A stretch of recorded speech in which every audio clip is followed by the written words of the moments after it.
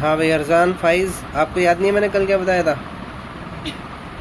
فضائل نماز کے بارے میں کیا بتایا تھا؟ ایک بار پھر پڑھ کے بتا رہا ہوں، کل میں سنوں گا، پھر خالی یہ نہیں کہ پڑھا اور بس کان سے نکال دیا، آپ سمجھنا ہے اس کو، ٹھیک ہے؟ فضائل نماز سنو۔ ایمان و عقیدہ صحیح کر لینے کے بعد مسلمانوں پر سب سے پہلے جو فرضوں میں اہم فرض ہے اور تمام عبادتوں میں جو سب سے بڑی عبادت ہے وہ کیا ہے؟ نماز۔ کیا ہے؟ سب سے بڑی عبادت کیا ہے؟ نماز۔ قرآن پاک اور احادیث طیبہ میں سب سے زیادہ اسی کی تاکید آئی ہے، اور اس کے چھوڑنے پر سخت عذاب اور شدید وعیدیں وارد ہوئی ہیں، ٹھیک ہے؟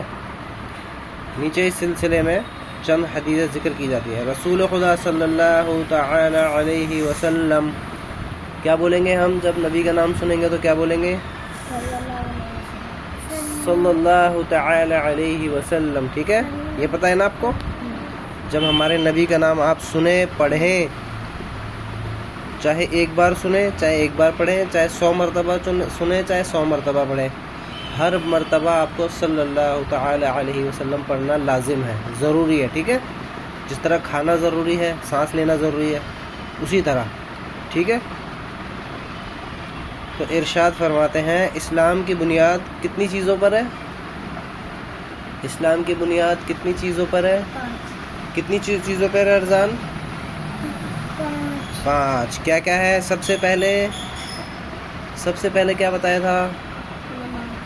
نہیں، نماز تو پسندیدہ عمل میں ہے۔ 5 جو اسلام کی بنیاد جو 5 چیزوں پر ہیں، ان 5 چیزوں میں، ہاں، جو 5 ستون بتائے تھے، 5 کھمبے بتائے تھے، ان میں سب سے پہلے کیا ہے؟ پہلے تو ہاتھ پنجہ دکھاؤ اپنا 5 کا، 5 انگلی کا۔ سب سے پہلے کیا ہے؟ کلمہ۔ کون سا کلمہ؟ سناؤ۔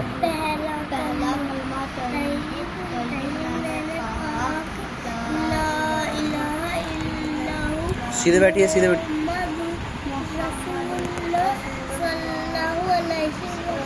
ٹھیک ہے، اب اس کلمے کا مطلب کیا ہے؟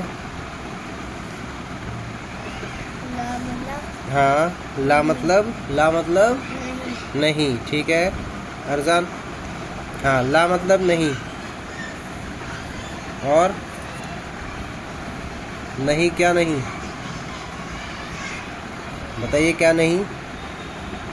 نہیں کوئی معبود اللہ کے سوا، کوئی معبود نہیں۔ معبود کسے کہتے ہیں؟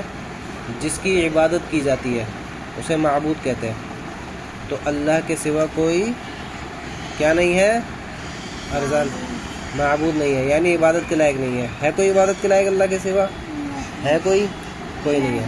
اور محمد الرسول اللہ، محمد اللہ کے کیا ہے؟ رسول ہے، ٹھیک ہے؟ تو 5 بنیادوں میں سے، 5 ستونوں میں سے پہلا کیا ہے؟ کیا ہے پہلا؟ ابھی تو بتایا، ابھی تو اس کا ترجمہ بتا رہے ہو۔ کلمہ، کلمے کا اقرار۔ کیا اقرار؟ کہ اللہ کے سوا کوئی معبود نہیں اور محمد صلی اللہ علیہ وسلم اللہ کے رسول ہیں، ٹھیک ہے؟ اس کلمے کا اقرار کرنا اسلام کی بنیادوں میں سے پہلی چیز ہے، پہلی بنیاد ہے، ٹھیک ہے؟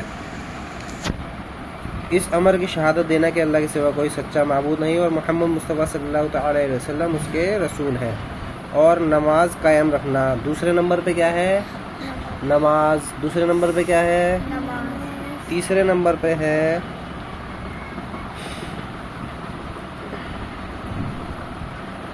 نمبر پہ ہے زکوٰۃ دینا۔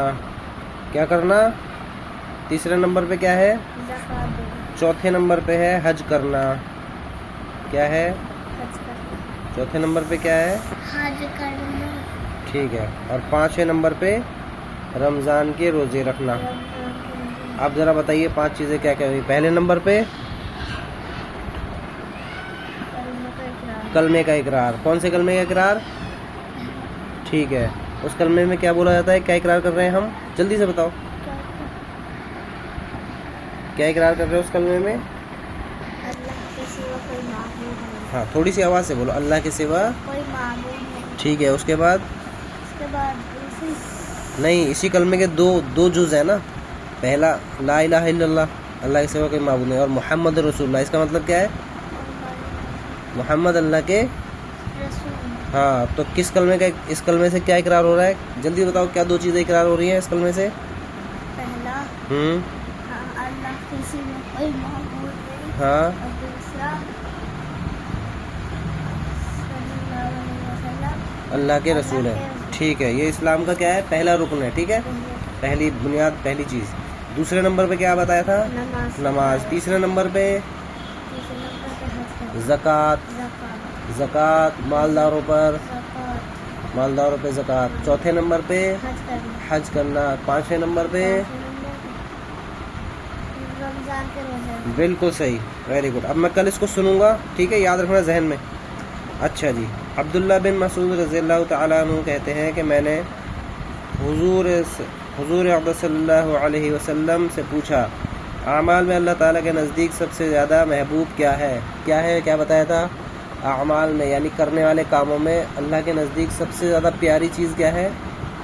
नमाज। ठीक है, फरमाया नमाज वक्त के अंदर में। अर्ज़ किया फिर क्या है? दूसरे नंबर पे क्या बताया था मैंने? सुतून नहीं, अल्लाह को प्यारी क्या चीज़ है? सुतून तो अलग है। दूसरे नंबर पे, पहले पे तो नमाज बता दी, दूसरे पे क्या बताई थी? कल बताई थी आपको। अब आज फिर बताऊंगा और कल सुनूंगा, मैं बताता हूँ। दूसरे नंबर पे फरमाया वालिदैन के साथ नेक सलूक। कल हो रही थी ना ये बात, याद हो तो? वालिदैन के साथ, वालिदैन किसे बोलते हैं? चाचा चाची को? किसको? ज़ोर से बोलो। माँ बाप और बाप को क्या बोलते हैं? वालिद। और माँ को क्या बोलते हैं? वालिदा। और माँ बाप को वालिदैन। तो दूसरे नंबर पे अल्लाह को महबूब क्या चीज़ है? वालिदैन के साथ क्या करना? ऊंची आवाज़ में बात करना। फिर क्या करना?